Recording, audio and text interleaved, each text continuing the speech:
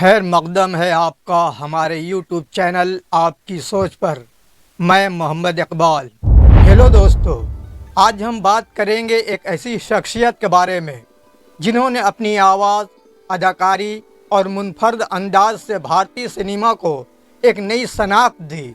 और कोई और नहीं, भारत के लेजेंडरी प्लेबैक सिंगर, अदाकार, हिदायतकार, प्रोड्यूसर और हर दिल अजीज़ किशोर कुमार, किशोर दा, जिनकी आवाज़ में जादू था, जिनकी अदाकारी में सादगी थी और जिनकी ज़िंदगी एक रोलर कोस्टर राइड की तरह दिलचस्प थी।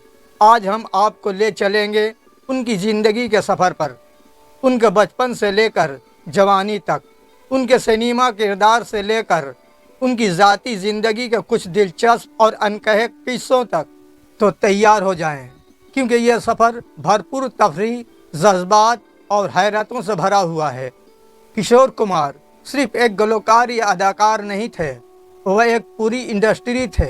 उन्होंने हर शोबे में अपनी छाप छोड़ी। लेकिन क्या आप जानते हैं कि उनकी ज़िंदगी का वह लम्हात क्या थे जिन्होंने उन्हें ये लेजेंड बनाया? आइए शुरू करते हैं उनके बचपन से। 4 अगस्त 1929 ईस्वी को मध्य प्रदेश के एक छोटे से शहर खंडवा में एक गांगुली खानदान में एक बच्चा ने जन्म लिया। अभिमन्यु कुमार गांगुली, जो बाद में दुनिया के लिए किशोर कुमार बने। उनके वालिद एक वकील थे और वालदा गौरी देवी एक घरेलू खातून। किशोर के 3 भाई बहन थे, अशोक कुमार, अनूप कुमार और बहन सती देवी। किशोर दा का बचपन बड़ा सादा लेकिन शरारतों से भरपूर था।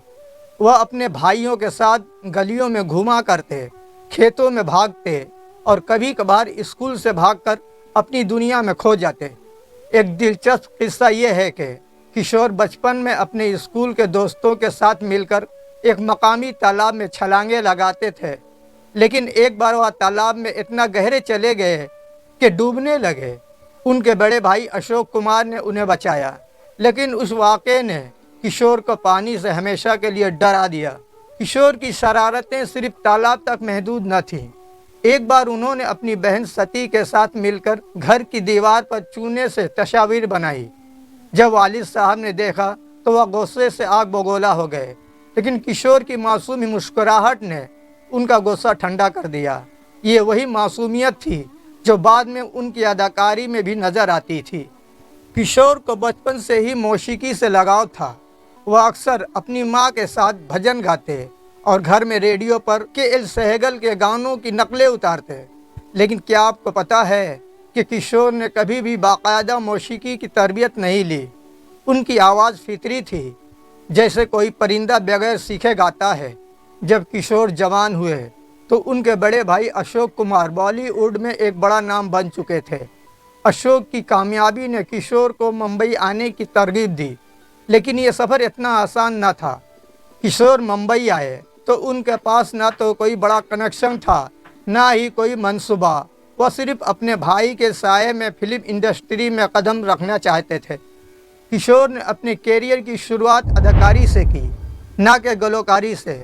उनकी पहली फिल्म थी शिकारी 1946 ईस्वी में, जिसमें उनके भाई अशोक कुमार मरकजी किरदार में थे, लेकिन किशोर का रोल छोटा सा था।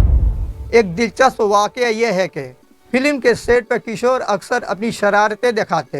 एक बार उन्होंने एक सीन के दौरान हिदायतकार के स्क्रिप्ट से कुछ लाइनें बदल दी और पूरा सेट हंसी से लोट-पोट हो गया। हिदायतकार नाराज़ हुए, लेकिन अशोक कुमार ने हंसते हुए कहा, ये मेरा भाई है, इसे अपना रंग दिखाने दो। किशोर को अदाकारी से ज़्यादा गुलकारी से लगाव था, लेकिन उन दिनों इंडस्ट्री में के.एल. सहगल, मोहम्मद रफ़ी और मुकेश जैसे बड़े गुलकारों का राज था। किशोर को मौका मिलना मुश्किल था। एक बार उन्होंने एक प्रोड्यूसर से मुलाकात की और अपनी आवाज़ का नमूना पेश किया। प्रोड्यूसर ने कहा, तुम्हारी आवाज़ तो अच्छी है, लेकिन तुम सहगल की नकल क्यों करते हो? ये बात किशोर के दिल को लगी। उन्होंने फैसला किया कि वह अपना मुनफर्द अंदाज बनाएंगे। किशोर की ज़िंदगी में एक अहम मोड़ 1948 ईस्वी में आया, जब उन्होंने फिल्म जिद्दी के लिए अपना पहला गाना गाया, मरने की दुआएं क्यों मांगूं। यह गाना हिट तो न हुआ, लेकिन उसने उनकी सलाहियतों को उजागर किया। इसके बाद उन्होंने पीछे मुड़कर नहीं देखा। उनकी आवाज़ में एक ऐसी तवानाई थी जो सुनने वाले के दिल को छू लेती थी। किशोर का असल जादू उस वक्त सामने आया जब उन्होंने आर.डी. बर्मन और एस.डी. बर्मन के साथ काम शुरू किया। उनके गानों में एक मुनफरद अंदाज था। कभी वो रोमांटिक गीत गाते जैसे मेरे सपनों की रानी, तो कभी मज़ाहिया गाने जैसे एक चतुर नार। उनकी आवाज़ हर मोड के लिए फिट थी। एक दिलचस्प वाक़या फिल्म प्रोड्यूसर से जुड़ा है। उस फिल्म में किशोर ने न सिर्फ गाने गाए बल्कि यादगार किरदार भी अदा किया। वैजयंती राम सेट पर एक सीन के दौरान किशोर ने अपनी मर्जी से कुछ डायलॉग ऐड किए, जिनमें से एक था, मैं तुम्हारा गाना सुनकर बहुत खुश हुआ लेकिन मेरा दिल अभी भरा नहीं। ये लाइन इतनी मकबूल हुई कि आज भी लोग इसे याद करते हैं। किशोर कुमार सिर्फ गुलकार ही नहीं थे, वह एक शानदार अदाकार भी थे।